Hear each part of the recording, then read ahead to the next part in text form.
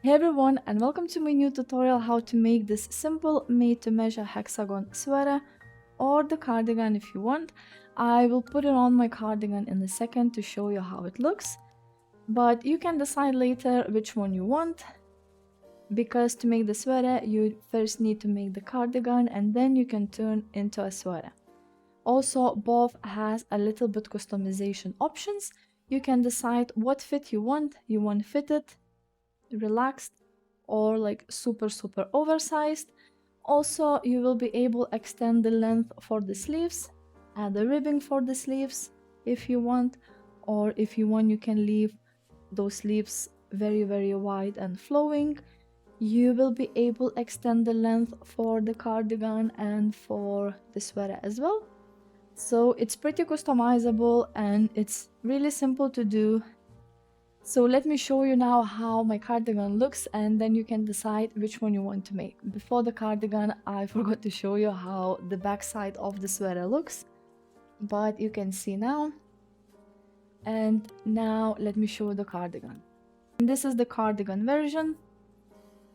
And you will start making this cardigan by making two separate hexagons. I made this cardigan using 100% cotton sport weight yarn, while I made the sweater using 100% acrylic double knit weight yarn, but it's really up to you what fibers and what weight you want to use.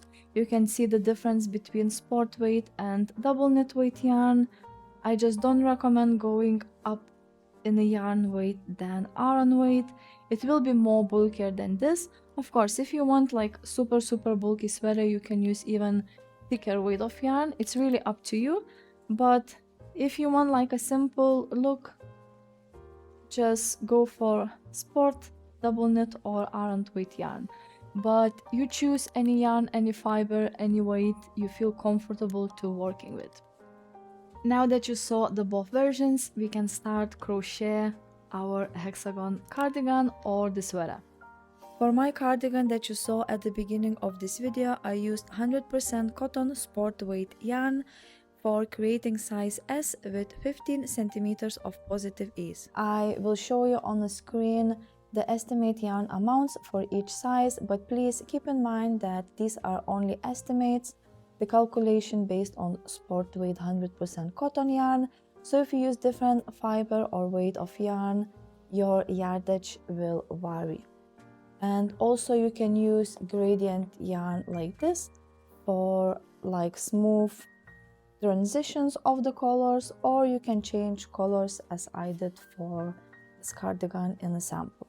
Also, I forgot to mention that the yarn amount can be different from what I show. It depends on what width you will do and also what length you will do for your cardigan and what sleeve length you prefer to have. Now let's talk about materials you will need for your cardigan. And what you need to do first, you need to choose the yarn you want to use for your project. I'm using Drops Saffron 100% cotton sport weight yarn. I want kind of this summery spring effect, so my cardigan will be breathable and very light. But because you're working with your own tension and this cardigan made to measure, you can use any weight of yarn you want. You can use even bulkier if you want more autumn or winter feel, or you can use any weight of yarn you prefer. For this yarn, they recommend 3mm hook. Yes, 3mm crochet hook, but I'm using 4mm. It's just because I want my cardigan to look a little bit more drapey. Of course, you can use 3mm as well, but I really recommend from any kind of yarn you will choose to go up in 0.5 or 1mm. Then you will need one darning needle just to sew your cardigan and weave in the yarn tails, 2 stitch markers, which is optional but I really recommend to use for beginners just to keep track of your first stitch, and the scissors. And also you will need measuring tape just to measure yourself before you start your cardigan. To start your cardigan, you need to measure the widest part of your torso. You need to measure circumference of it. I'm doing bust circumference because it's the widest part of my torso, But if you have a stomach area or waist area, the widest part, you need to measure that. You need to take a note of this measurement, and I will show you how to calculate the width of your hexagon. I made a little drawings and notes here just to show you how to calculate how wide your hexagon should be. When you measure your widest part of your torso, you made a note. Myself, I have 91 centimeter for my bust circumference because it's the widest part of my torso. Now you need to decide what fit you want. Fitted, relaxed, a little bit oversized or super oversized. But if you want fitted version, you will crochet your hexagons according to actual bust circumference, which is 91 centimeter in my case. In yours will be different, but for my cardigan and sweater I added 15 centimeters of positive ease. But if you want a little bit more relaxed than mine, do 20. If you want oversized, do 25. If you want super slouchy, do 30. Now that you decided what fit you want, you need to add that positive ease to your bust or any other part circumference, and you need to calculate garment circumference, the finished garment circumference.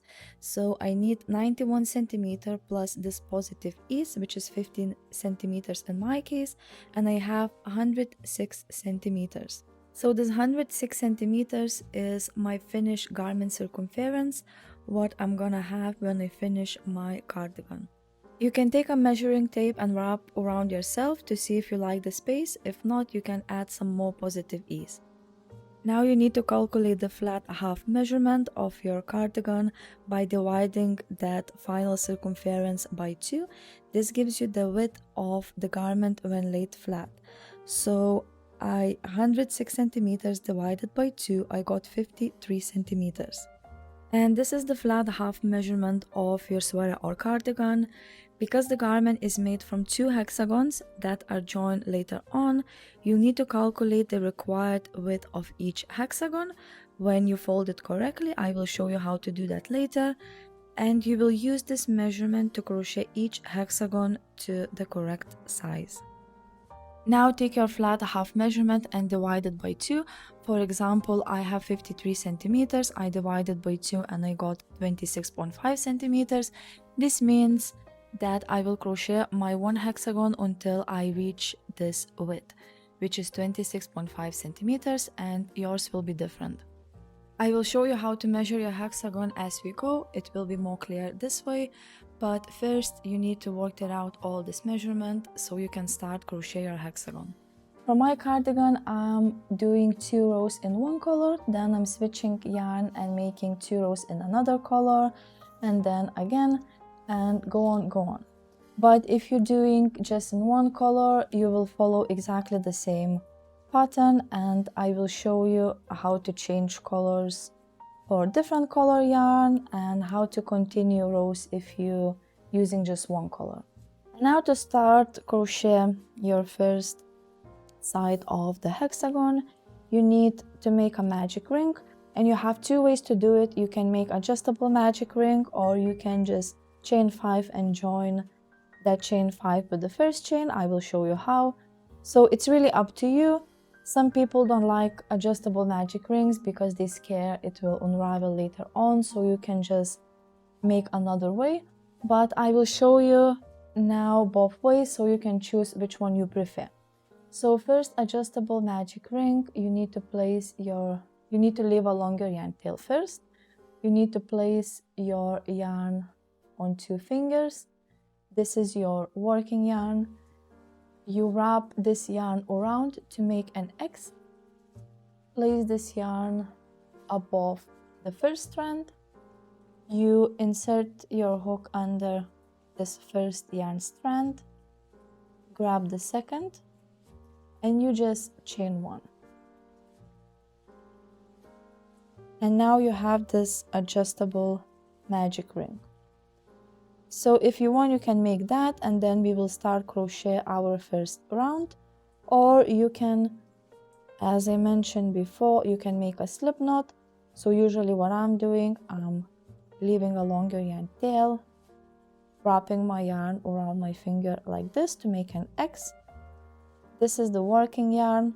You just push under the loop and grab that yarn, just like that.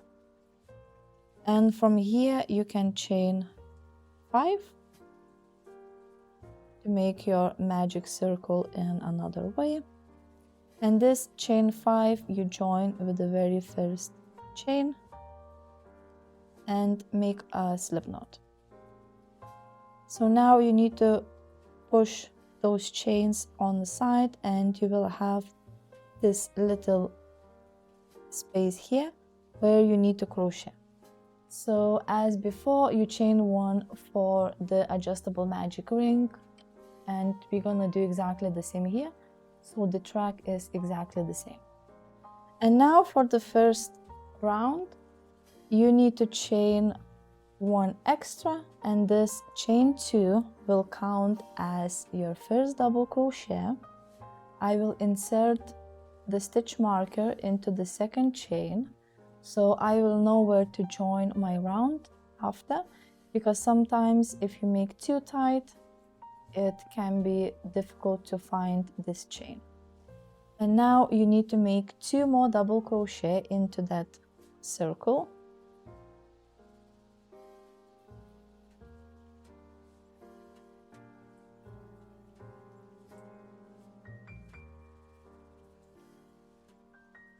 And you chain 2, and you repeat by making 3 double crochet into this circle.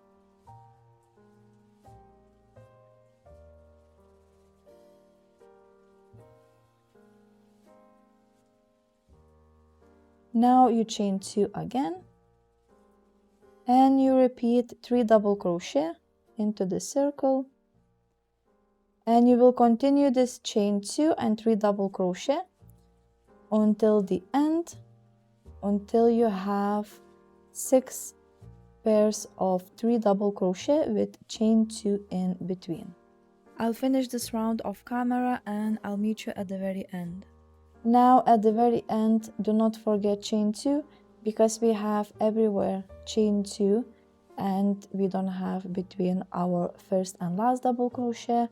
So you always at the end chain 2 and then you join with a slip stitch with this second chain, because our first double crochet counted as a stitch, as a first double crochet. So you always join into that second chain. And this is why I recommend using a stitch marker, because sometimes it's hard to see where that chain 2 is. If you made the magic circle this way as I did, you need to continue with the row 2. But if you did adjustable magic ring, you need to find your tail and tighten up. Of course, it's not gonna do anything for my magic circle because I did chain 5 and join. But if you did adjustable, you tighten up and you will see your circle will close.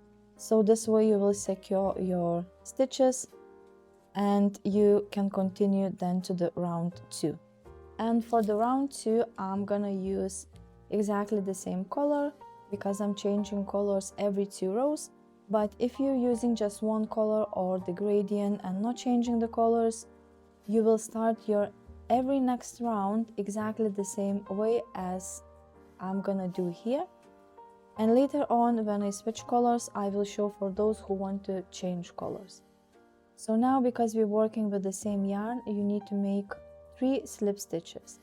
So the first slip stitch will goes under here, then 1 slip stitch here, and you need to make the third into the chain 2 space. So now we can start our chain 2, and you're gonna be making corners. We made it here. You need to make sure you have 6 double crochet kind of clusters. So 1, 2, 3, 4, 5, 6. You can count by the gaps. So now for the round 2, you chain 2. You insert your stitch marker into the second chain, and in every round chain 2 counts as double crochet, as the first double crochet. So into the first gap you need to do 2 double crochet,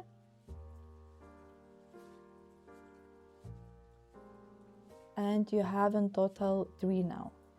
1, 2, 3. Because on this round we are making corners, we need to chain 2, and we make 3 double crochet into exactly the same space.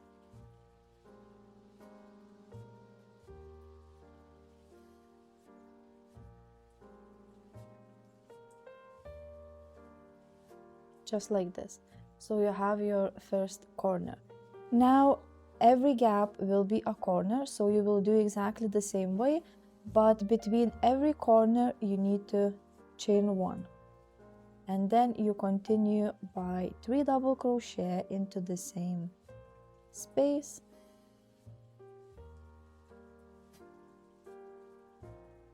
chain 2, always chain 2 for the corner, and 3 double crochet into exactly the same space.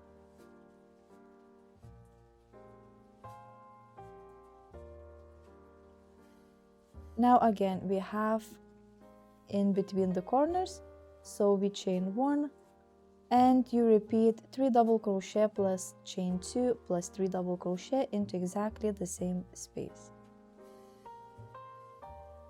And you repeat this way until the very end, and I will show you how to join after your last double crochet stitch. So let's do that, and I'll meet you at the very end. And at the very end, after your last 3 double crochet, after your last corner, you have the space in between the corners, so you need to just chain 1. And now you will join your round with a slip stitch into the second chain of the turning chain where you had your stitch marker. Just like that. When you finish your round 2, you can see you formed a 6 corners. So every time you have 3 double crochet plus chain 2 and 3 double crochet, it means this is your corner. So you have 1, 2, 3, 4, 5, 6. You can always double check. And the spaces between the corners will widen up in every row. It means you will have more spaces between the corners in each row as you go. And every time you're having a corner, you need to make exactly the same. 3 double crochet plus chain 2 plus 3 double crochet. Now for the round 3, if you're working with the same color of yarn or gradient, then you don't have to change colors. You just make 3 slip stitches, 1 here, 1 here, and 1 into the chain space. From there, you will follow the same pattern as I will show you in a minute. But if you're working with different colors and you want to change color, example into different every 2 rows or every 5 rows, doesn't matter, I'm doing every 2 rows, then you need to chain 1 and fasten off. So you will leave a longer yarn tail, cut the yarn and fasten off, tighten up a little bit. And now you will be joining your new yarn in the corner, so here, not in a space between the corner, but the corner where you have 3 double crochet plus chain 2 plus 3 double crochet. So let me grab the new yarn. So I like to join by inserting my hook into the chain 2 space, leave a longer yarn tail, grab that yarn, pull that yarn through that chain 2 space, and now I need to chain 2 and chain 2 count as the first double crochet. So I will insert my stitch marker into the second chain, and now you need to make 2 double crochet into exactly the same gap.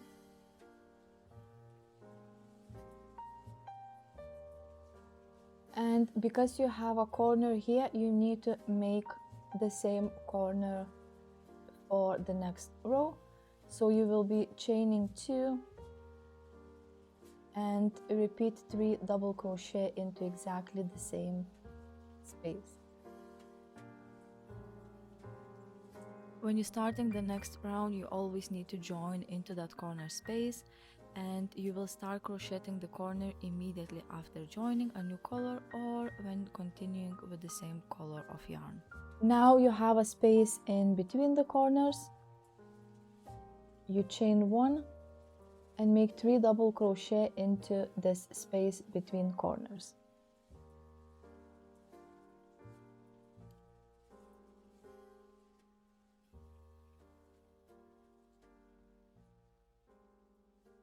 Now again, you need space between the corners, so you will chain 1 and you have corner next, so you will be making 3 double crochet plus chain 2 plus 3 double crochet into exactly the same space. So you will form another corner.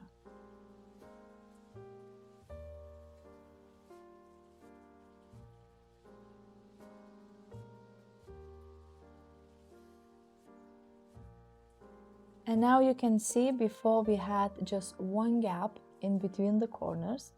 So this was corner, gap, and corner. And now for the next row, you will have corner, 2 gaps, and corner again. So every time you will make following rows, you will have 1 gap more. So if you have 2 gaps here, you will have 3 gaps on the next row. To continue the same row, gap in between the corners, chain 1, 3 double crochet,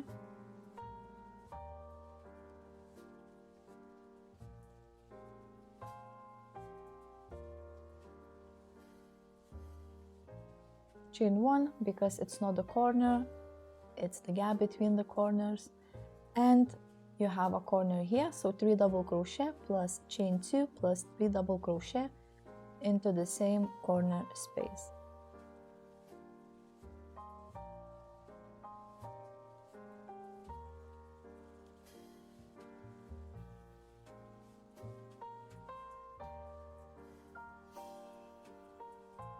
And you repeat this way around.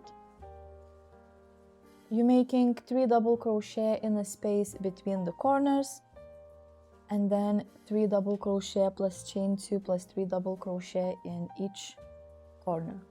So just make sure you chain 1 in between the corners and you chain 2 for the corner.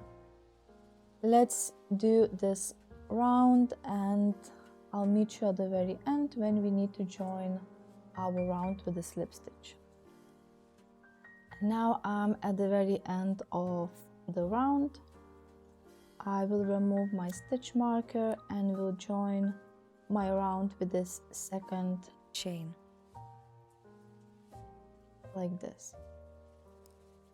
You will notice as you go, your rows will start kind of curl, but it's supposed to be like that. It's hexagon, it has 6 corners, so it's not supposed to lay flat, because after we will fold our hexagon and you will see this shape as I draw here. It's supposed to be like this shape. But to show you that, we need to make a little bit more rows. Now to start your round 4, if you're changing color, you need to chain 1 and fasten off. Then you will join new yarn into the corner space where you have 3 double crochet, chain 2 and 3 double crochet into the same space, and you follow by chain 2. But if you're working with the same yarn as I do, you make 3 slip stitches. So 1 into the very first space, into the second stitch, and into the corner gap itself. So if you're joining new yarn into corner space or you will crochet with the same, you always will start with the corner. So it means you need to chain 2. It counts as your first double crochet stitch. Then you will make 2 double crochet plus chain 2 plus 3 double crochet into the same corner space.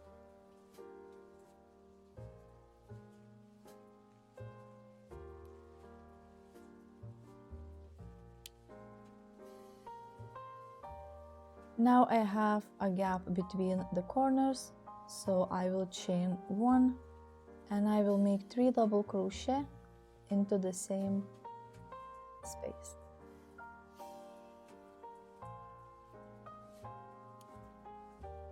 And again, gap between the corner, chain 1, 3 double crochet into the same space.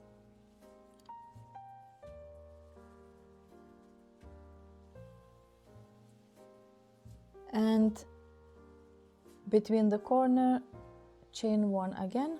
Then you will do the corner, 3 double crochet plus chain 2 plus 3 double crochet in the same space.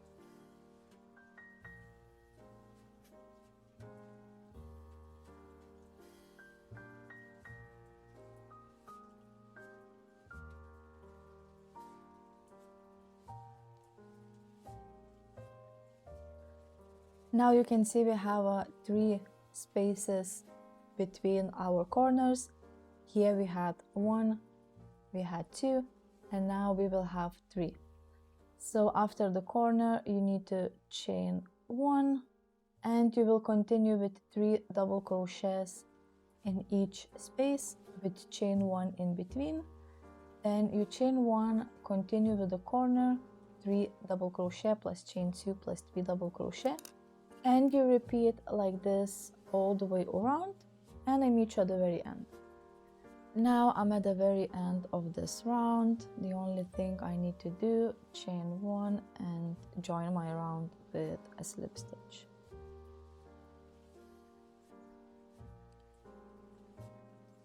Because I will change color after those 2 rounds, I need to chain 1, leave a longer yarn tail, cut the yarn and fasten off.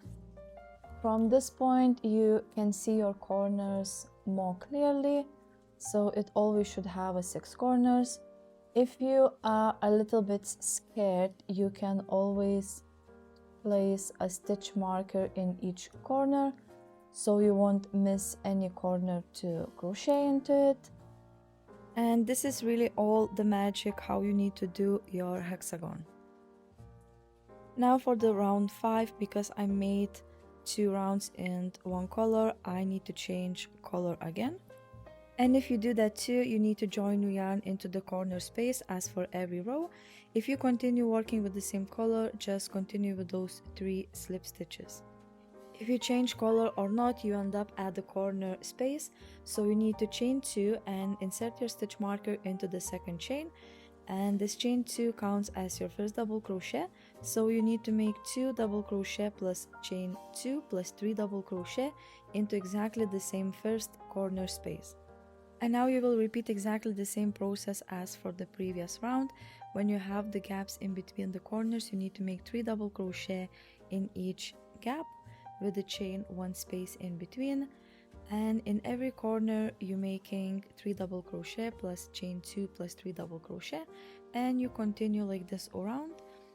Just make sure you always have 6 corners at the end of the round so you can fold your hexagon correctly. I will show you how to do a little bit later on when we have a little bit larger hexagon, so you can see how I'm counting the corners and what way I'm folding to get that shape I showed at the beginning of the calculations. And now let's do 3 more rows and then I will show you how to fold your hexagon. Now I made a few more rows and I can show you how to fold your hexagon so you have one side of the cardigan. You need to hold onto the one corner, place your work wrong side facing you. You can see the difference, it has some more curls on the stitches, and you hold on to one corner, you count 1, 2, 3, 4, and you fold those corners together. You can hold onto those corners, fix the shape, and you have this first cardigan shape. So will be where your arms going, and will be the bottom of the cardigan. Also at this point I can show you how to measure the width of your first hexagon when it's folded. In my case, I had 26.5 centimeters. So you need to start measure from the underarm side, which is this, where you did the magic ring.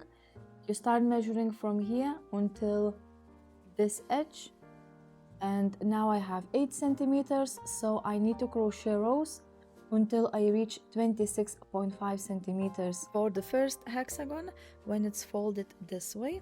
And then you will make another hexagon exactly the same way until you reach this measurement. So when you put two hexagons together, it will have that half flat measurement as we calculated in measurement section. Now you need to finish your first hexagon, first side of the cardigan, and you crochet those round until you will reach that measurement I mentioned before. When you fold your hexagon correctly, then you need to fasten off at the very end, and if you change colors you have all those yarn tails, so you need to weave into the work. But if you work just with one color, you will have just 2 yarn tails to weave in, so you need to do that. And then you need to crochet the second hexagon separately from this one exactly the same way as you did the first one until you reach exactly the same measurement, or you can count the rows for the first hexagon and then you can crochet exactly the same number as for the first one.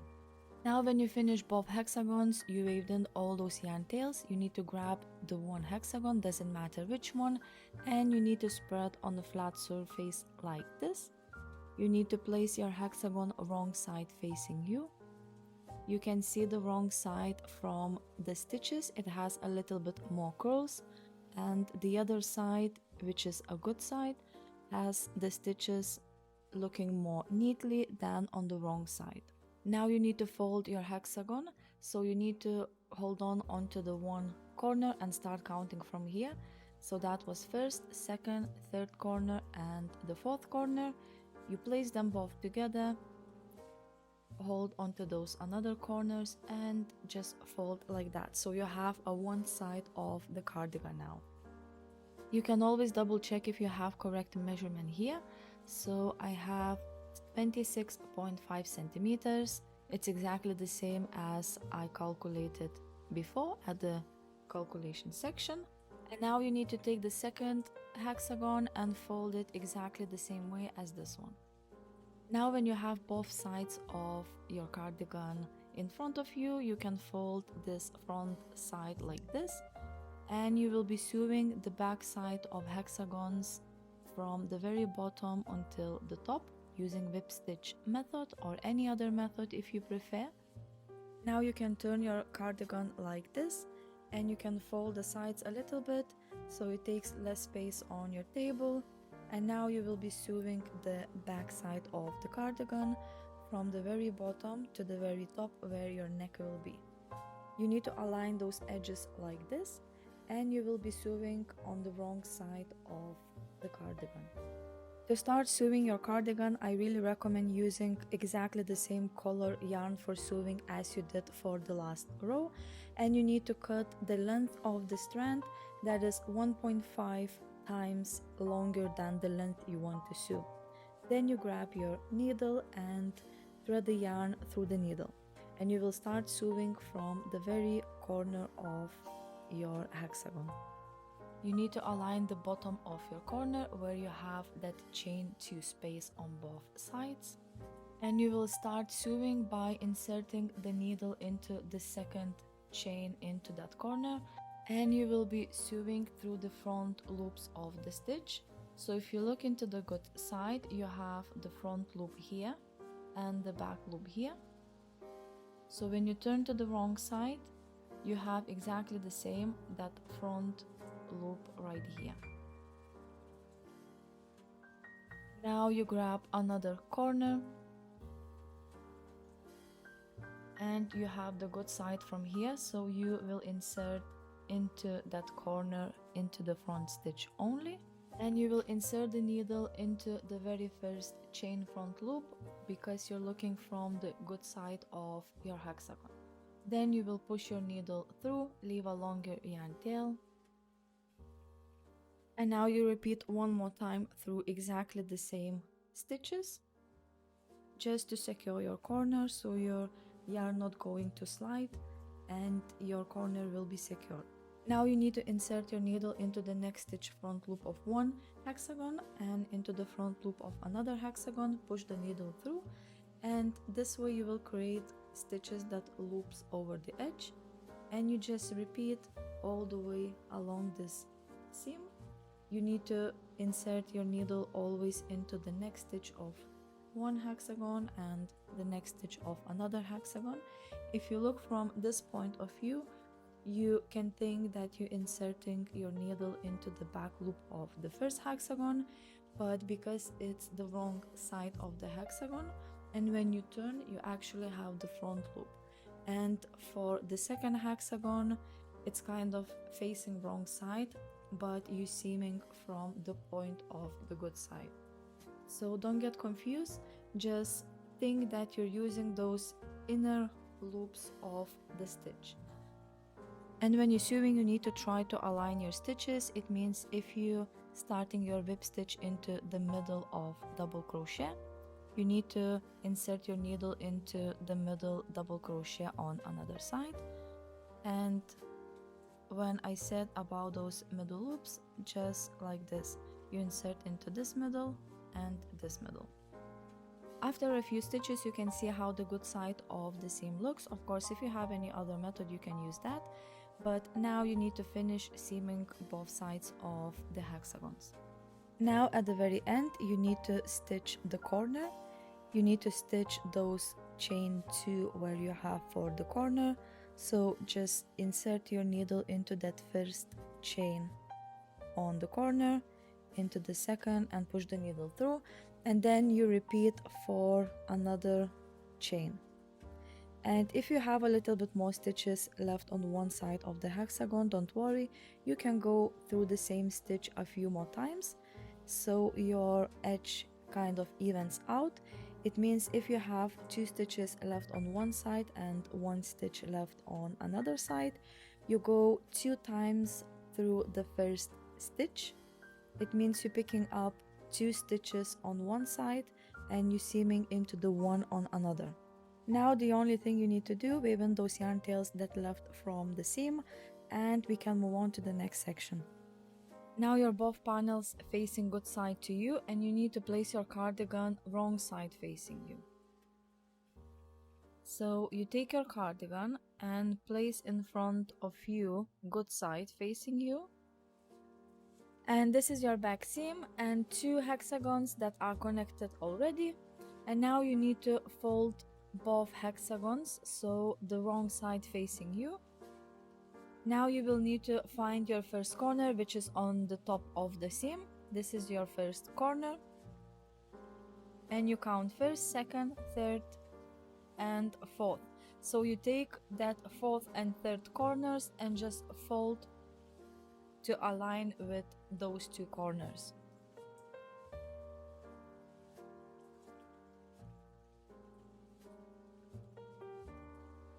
Now if you don't have much space, you just fold this hexagon this way like I do, and you need to fold another hexagon exactly the same way as I did the previous one.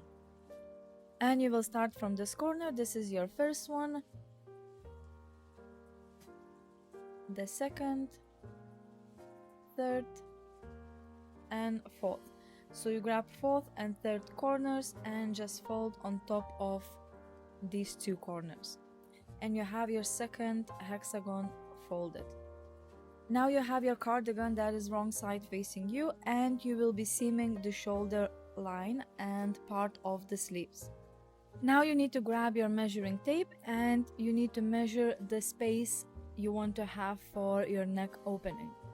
I did 20 centimeters in total. It means I measured 10 centimeters from the middle seam to each side, but I will put on the screen how many centimeters I recommend for your size, and you can decide, but keep in mind that later on you will be able to adjust if it's too large or if it's too small. I'm starting from the middle seam and measuring 10 centimeters, and I need to place a stitch marker into that 10 centimeters space.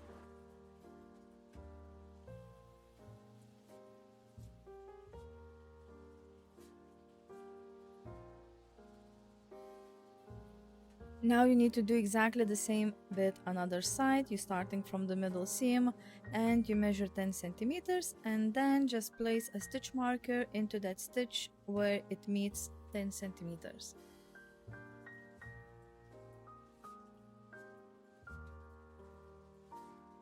Now you need to check if you have those stitch markers equal to each other on both sides. You need to find that middle seam and the chain 2 corner where you had on your hexagons, and you start counting those gaps, and you need to check if you have the same amount of gaps on both sides. Then you just need to check where you have your stitch marker into the first, middle, or the last double crochet stitch. And if you had in the middle like me, you just check if you have in the middle double crochet on another side. If not, just move your stitch marker into a different stitch so both sides match exactly the same.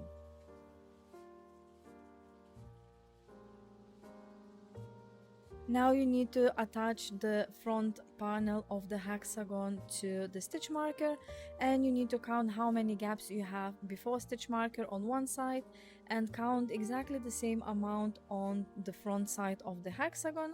Then, example, I had my stitch marker in the middle double crochet, so I will be taking my stitch marker out of that panel and placing into the front part exactly into the same stitch as I had on another side of the hexagon.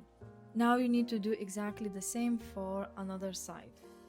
And it's time for seaming the shoulder line and part of the sleeves. So just move the one side of the hexagon of the cardigan to the side. You can roll like me and you will be seaming this part of your cardigan starting from the stitch marker.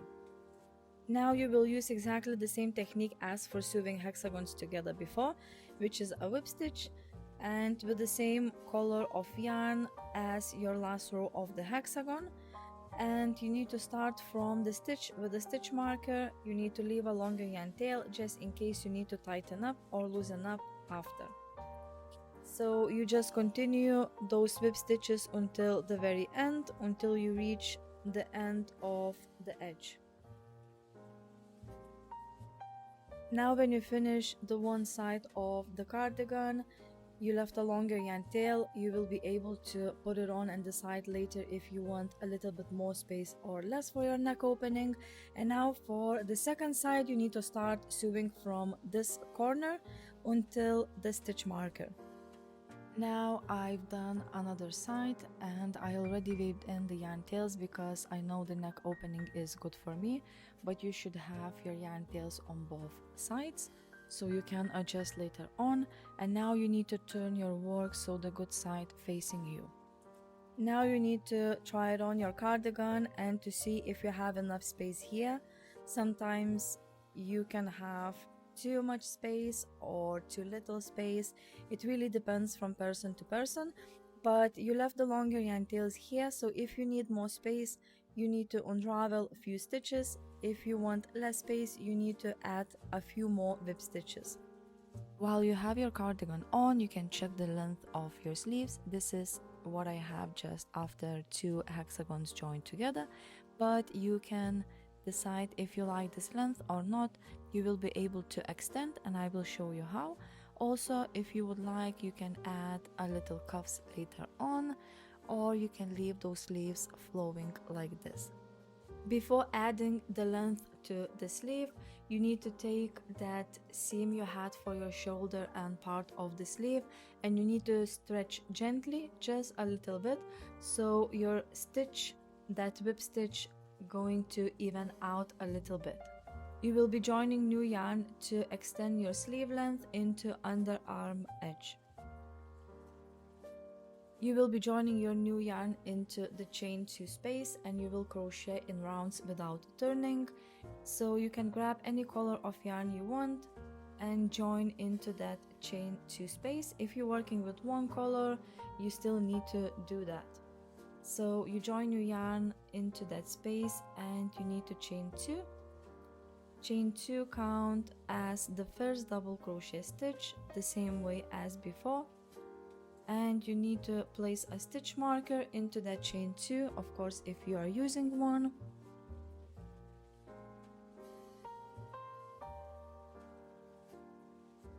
and you make 2 double crochet into exactly the same space, so you have 3 double crochet in total. Now you need to chain 1 and make 3 double crochet into the next chain 2 space, and you just repeat like this around. Chain 1, 3 double crochet, chain 1, 3 double crochet. When you reach the seam, you have a space just before and after the seam, so you need to do those 3 double crochet into those both spaces. Sometimes it's easy to miss if you have your seam a little bit on the tighter side, but you can always find those 2 corners before the seam and after the seam. So you just 3 double crochet into that first space, you have the seam in between, you chain 1 and then you will make 3 double crochet into the next space, and you just continue until the very end, and I will show you how to join your round.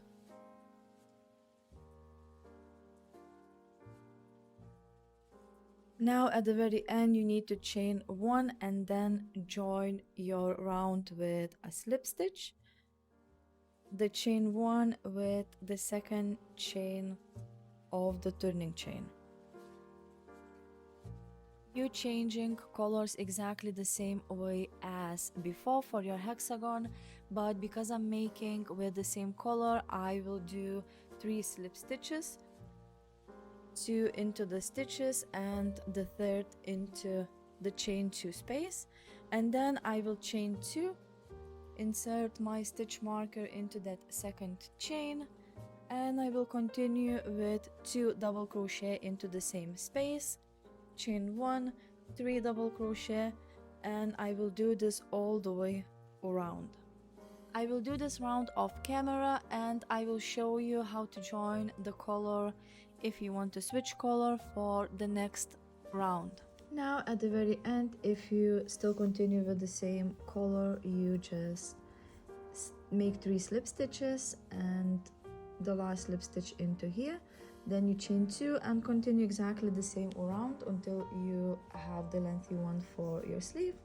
If you change in color, the same as before, you chain 1 and you need to fasten off the yarn. Then you can choose to join into this stitch, into this gap, or this gap. I usually do in a gap before I fasten off.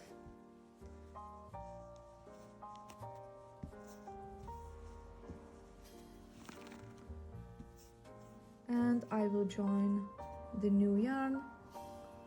I will chain 2. Chain 2 counts as first double crochet. If you want, you put a stitch marker there, and I will make 2 double crochet into the very first gap, and then chain 1 and continue with 3 double crochet into the next. Continue crocheting in the same pattern, working additional rounds until the sleeve reaches your desired length. As you go, you can always try the cardigan on to check the sleeve length and adjust if needed. Later, you can add the ripped cuffs if you want, of course. Just keep in mind, if you want to add the ripped cuffs, it will add around 8 centimeters to your actual finished sleeve length, so you want to consider that before you're finishing crochet the actual sleeve. Once you've finished both sleeves, if you change colors at any point, make sure to weave in all your yarn tails neatly before moving on to the next step. From here, you have several ways to customize your piece, and you can leave it as a cardigan or turn into a sweater. You might also choose to add ripped cuffs or keep the sleeves plain as it is now. Honestly, it already looks great at this stage, so it really comes down to your personal preference. And next, I will walk you through how to add ripped cuffs, how to extend the length, and how to transform your cardigan into a sweater.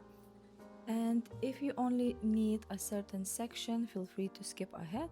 I have included timestamps in the description to help you navigate. When you finish your sleeve, you need to insert your hook back into the loop. I just need to weave in all those yarn tails, but I will do later. If by any chance you fasten off, you just join new yarn into the chain 2 space. Now you need to chain 1, and chain 1 does not count as the first stitch, so you will do 1 single crochet into the very first. And you always can place a stitch marker just to keep track of your stitches, and you will continue with 1 single crochet into the next 10 stitches or chain 2 space, and then you will do a decrease. So let me do those 10 single crochets off camera and I will show you how to do decrease. Now after 10 single crochets you will do front loop decrease, and where is your V? This is your back loop of the stitch and this is the front loop. So you need to insert your hook into the front loop, yarn over, pull the yarn through that front loop, insert your hook into the next stitch front loop, yarn over, pull the yarn through, and yarn over and pull the yarn through all those 3 loops. Now you need to continue with 10 single crochet and 1 decrease, and you're repeating like this around until the very end. Now I'm almost at the end and I have just 10 stitches here from my last decrease, so I will be making 8 single crochets,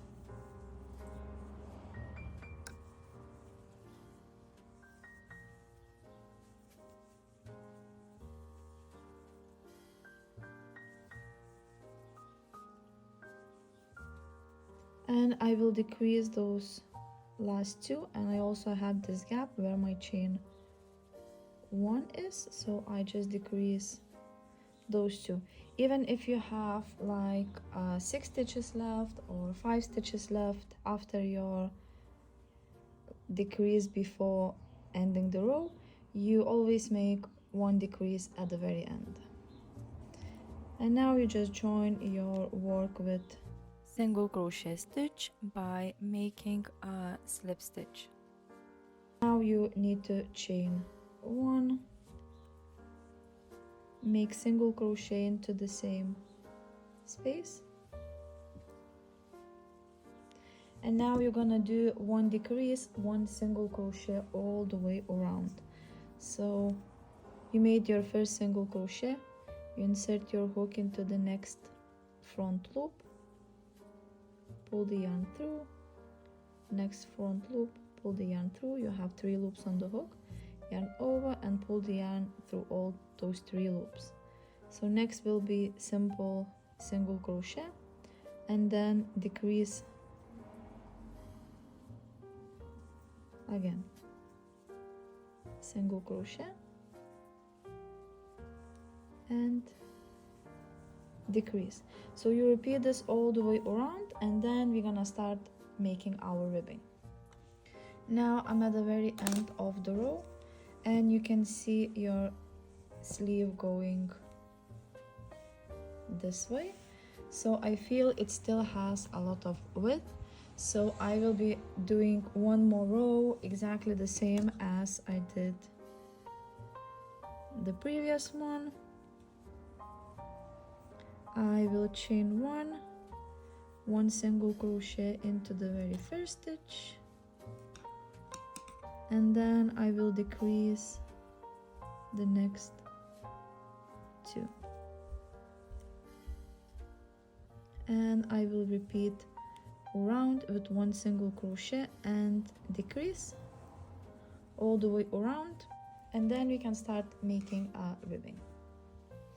Now I'm at the very end of my round and I made my single crochet and I don't have 2 stitches to decrease, so I will make 1 single crochet into that last stitch. If this happens to you as well, just do 1 single crochet and then you join your round with a slip stitch.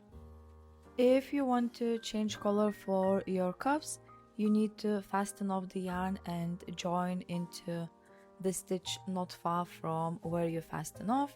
But if you want to work with the same color, you just continue working from where you left when you finish the last round. I fasten off my yarn because I want to join a new color, And as you can see, those decreases creates kind of like a balloon shape. Now to change color, you need to join your new yarn into the single crochet stitch not far from where you fasten off. I just insert my hook into the single crochet, pull the yarn through and chain one for now. Now you can chain a little bit more than I do to have a longer ribbing, or less if you want a shorter one, but I will be chaining 11 more, so I have 12 chains in total. And keep in mind to make your chain a little bit on a looser side, so when you're making your first row it will be easy to make those slip stitches and it will be enjoyable to work into it, because if you do too tight it will be really hard to work into those stitches and you will need to force your hook, but you want to enjoy. So you need to chain one extra. Now you will position your chain kind of like this, any way it's comfortable for you. And now you will be skipping that first chain and you need to do one slip stitch into the next.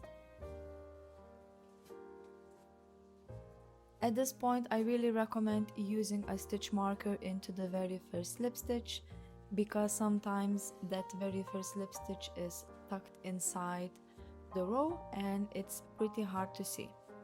Now continue with one slip stitch into the next 11 stitches, and I will do this off camera and I'll meet you at the very end. Now I need to join my ribbing with the actual sleeve, and I will be making one slip stitch into the next stitch, not the one where your chain coming from, but into the next. So you just make one slip stitch into that stitch, and then you need to make one more slip stitch into the next stitch. Here you have that joining from previous round, so you skip that and join into the next. So you have 2 slip stitches in total, which is not count as your stitches. You still have 12 stitches for the ribbing, so it means you need to skip those 2 slip stitches and start working into the actual ribbing. Now you need to turn your work like this, and you will be skipping those 2 slip stitch. As I said, you can always check on the good side, and then you will be working into the back loops. You will do one slip stitch into the back loop, and this is your front and this is your back loop.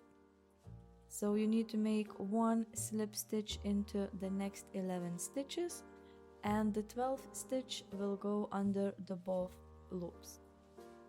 So let's do that off camera. One slip stitch into the back loop only, and I'll meet you at the very end when we need to do the last slip stitch of this round. Now I'm at the very end of this row. I removed my stitch marker and I will insert my hook under the both loops, under the V, and I just make a simple slip stitch.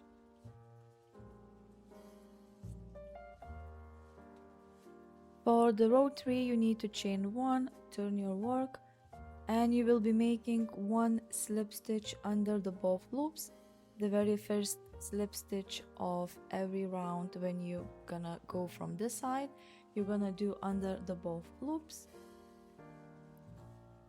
Then I will insert the stitch marker into the stitch, and I will continue with one slip stitch into the back loop into the next 11 stitches.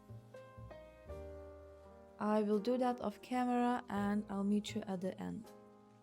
Now you need to join your ribbing with the sleeve with the next stitch, not the one where your ribbon coming from, but with the next. So you make one slip stitch into the next stitch under the both loops and one slip stitch into the next. Now you need to turn your work, and as before you're skipping those 2 slip stitches and you need to work into the back loops of the actual ribbon. So you skip those 2 and work here, and and you will be repeating one slip stitch into the back loop only into the next 11 stitches, and the 12 will goes under the both loops. Now I'm at the very end of this row. I remove my stitch marker and I will do the last 12 slip stitch under the both loops. Now you chain 1, turn your work, and you will repeat exactly the same as row 3, 1 slip stitch under the both loops into the first, and then 1 slip stitch into the back loop only for the next 11 stitches. And you need to repeat this all the way around the sleeve, so just repeat row 4 and 5, and I'll meet you at the very end.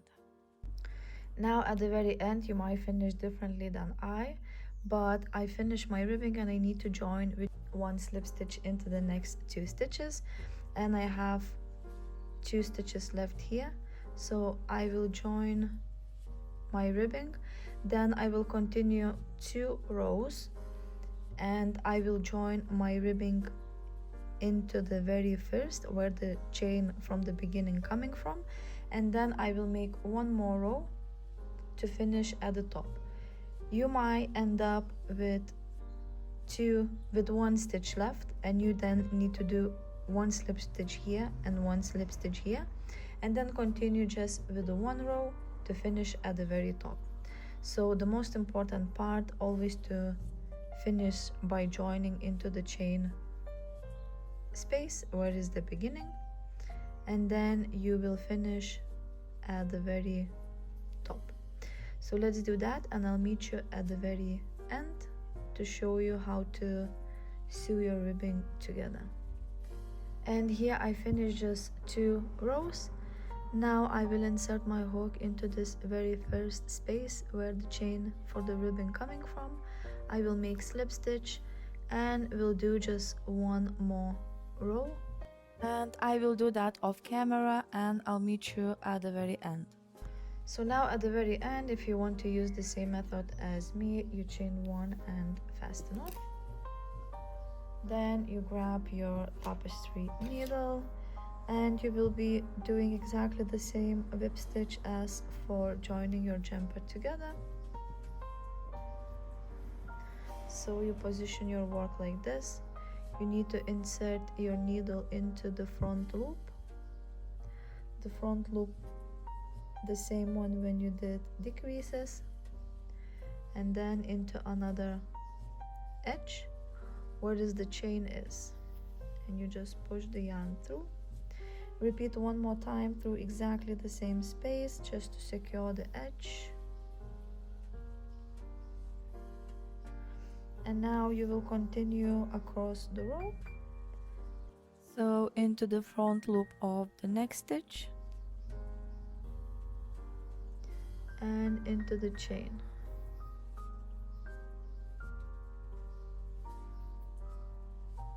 Into the front loop of the next stitch and into the chain.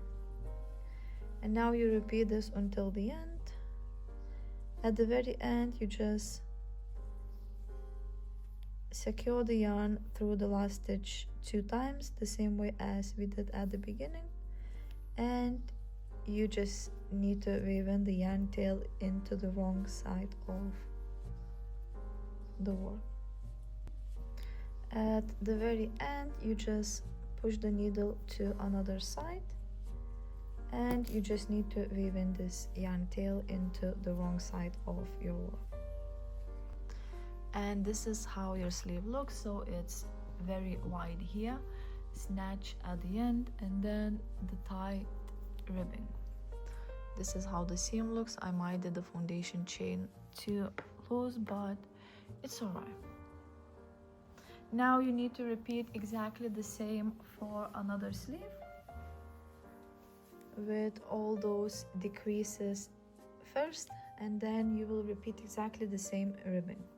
Now when you finish the ribbing for your sleeves, I might made it a little bit too long, but it's okay, it gives this very oversized effect. And this is how your cardigan looks. You can leave it like this if you want as a cardigan, or you have an option to sew the front, so it will be kind of like a jumper. Let me show you on another one how it looks. And this is the other one. You can also see how it looks on the shorter sleeves, just like this. And I sew the front on this one. You can do exactly the same on another one if you want kind of like a jumper style. Also, you can add the ribbing the same as for the sleeves. You can chain, example, around 10, and you will have this little jumper. Also, if you need some more length, you can always crochet around more the same as you did for the sleeves after the hexagon, and you will have a little bit longer. I will show you how, but first let's move on for the measurement, how to measure this. Now, if you want to close your cardigan, you need to decide where you want the closure to be. Example, I want here. I will place a stitch marker just on one side. I will do just right into the chain space, and when I remove the cardigan, I will count how many clusters I have on the edge, and I will count the same amount on another side, and I will place another stitch marker here, so I will know my both sides are equal to each other. So if you want as a cardigan, you can leave it like this. You can of course add one button, so it will look kind of this. And also, if you need some more length for the cardigan, I will show you how to do it next, and after we will add some more length for like sweater. Now, if you want more length for the cardigan, you need to place good side facing you, that you have a back here, not the front. You will start from this corner all the way from the front to the back and back to another corner. So this way you can add more length to your cardigan. So this is kind of should look like this.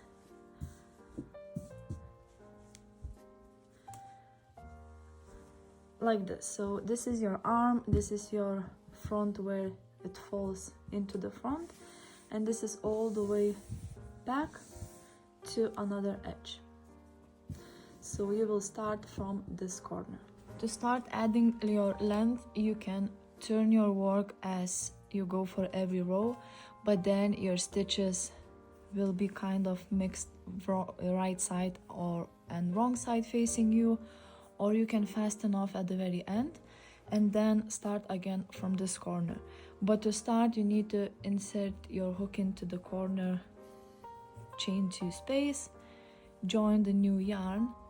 You need to chain 2 count as first double crochet, and make 2 more double crochet into the same space.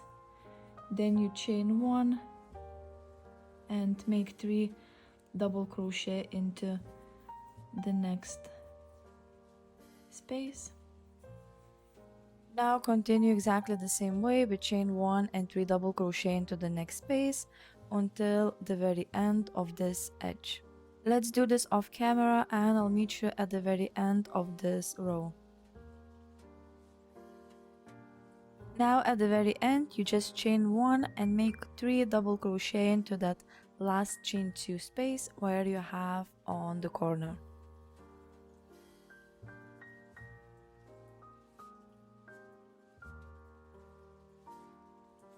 Now you have a few options for the next row.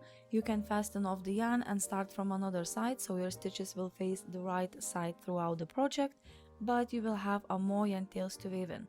Also, you can turn your work and continue in turn rows, but this method will give you a mix of stitches facing both the right and wrong sides.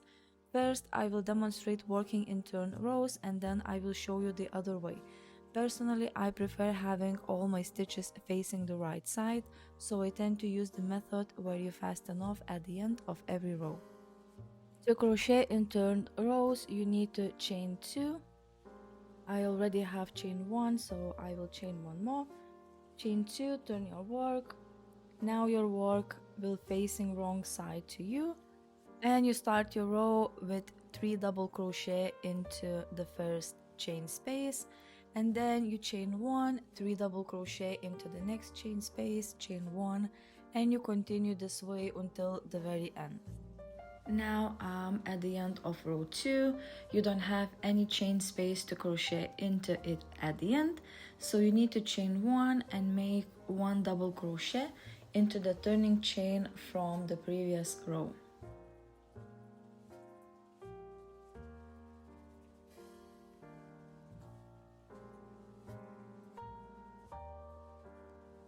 Now you chain 2 and turn your work. The chain 2 count as 1 double crochet as the first double crochet, so you need to make 2 more double crochet into the first chain space. Then you will continue with chain 1 and you need to repeat across, make 3 double crochet into the next gap, chain 1, 3 double crochet, and you just continue this way. Now you will continue working row 2 and 3 until you're happy with the length of your cardigan. Just keep in mind, if you don't have a chain space at the end of the row, make 1 double crochet into the turning chain from previous row. If you do have a chain space at the very end, make 3 double crochet into the same space and continue the next row. Now I will show you the method for rejoining the yarn on every row, so your stitches always face the right side throughout the project. Just keep in mind that this method creates more yarn tails to weave in compared to the previous method. You will also need to rejoin the new yarn to the opposite side from where you finished the row. This means if you finish on the left side, you should go back to the beginning of the row and rejoin the yarn there. For rejoining, you always need to rejoin into the turning chain, then you chain 2. You skip those 3 double crochet and you make 3 double crochet into the first chain space.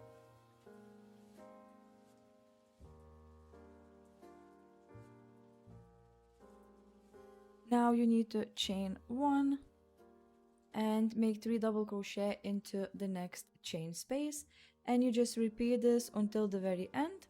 I will do this off camera and I will show you how to do the end of the row. Now I'm at the very end of the row 2 and I need to create a space, so I will chain 1 and make just 1 double crochet into that last double crochet from previous row. And now I will chain 1 and just fasten off the yarn, and we'll start the next row, row 3, from the opposite side where we started this row. So you will be repeating the same as the row 1. You will rejoin your new yarn into the chain space where you have that corner, and you will be chaining 2. Chain 2 count as the first double crochet, so you will make just 2 double crochet into the first gap, and you just continue with chain 1 and 3 double crochet into the next gap. You will do this across the row until you will reach the very end. And for the very end of the row, you will be just chaining 1 and making 3 double crochet into the last chain space. Now I will explain how to add some more length to the sweater body, and you're always working on a good side of the sweater. Also, you need to join the new yarn into the back of the sweater, into the very first chain space where you have after seam, or into the chain space just before the seam. It's very simple to do. It's basically the same technique as for the sleeve, so you can just check the sleeve section how to crochet in rounds and just follow that. This way you can extend your length for the sweater. Now if you want, you can add the decorative edge around the neck opening, and you will start from the back of the sweater.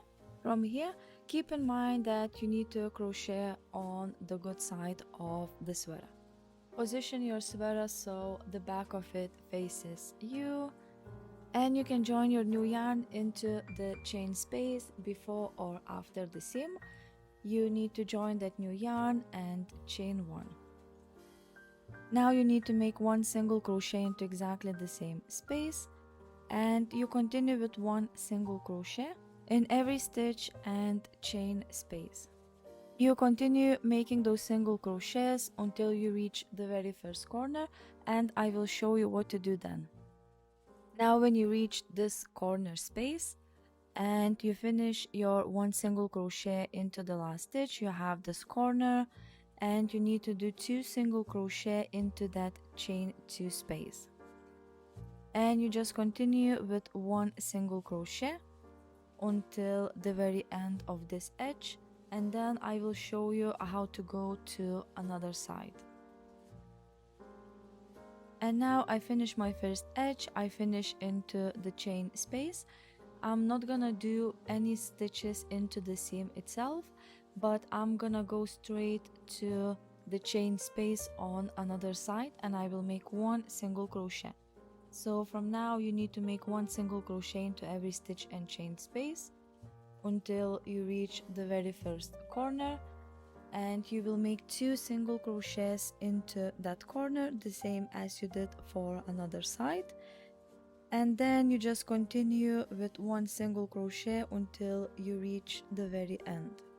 At the very end, just join your round with the slip stitch, the last single crochet with the first single crochet, and the only thing you need to do, fasten off and weave in the yarn tail into the work. And this is how decorative edge looks when I finished. I don't think the color matches, but I ran out of dark green yarn, so it will do. For my version of the sweater, I'm gonna add a little ribbing at the bottom, but it's really optional. If you wanna do, you can do, or you can leave it as it is now. If you want to make a ribbing, you need to do exactly the same as the sleeves without decrease part. The only difference between the sleeve ribbing and the bottom ribbing is that when joining the bottom ribbing to the sweater by making 1 slip stitch into the next 2 stitches, you will sometimes be working into an actual stitch and sometimes into a chain space, whereas for the sleeve ribbing you join into the actual stitches. To start your ribbing, you need to join into any stitch on the back. I usually do into the seam itself, or you can do on the side of the sweater, but do not join into the front. You can rewatch the sleeves ribbing section and just repeat exactly the same pattern for this bottom ribbing if you want to add one. And I finished ribbing for my sweater, and this is how it looks. It gives a little bit tighter feel around the bottom. I think it looks pretty cute, but if you want this loose feel as you saw in the beginning of the video, you can do without the ribbing. It's absolutely your choice, but I kind of like it more with the ribbing, but it's just the personal preference. I hope you enjoyed this video tutorial how to make your own hexagon sweater or the cardigan, and if you made one, let me know in the comment section which one you did and if you are happy with the fit. Also, if you have any questions, you can leave in the comment section as well. I will answer them all.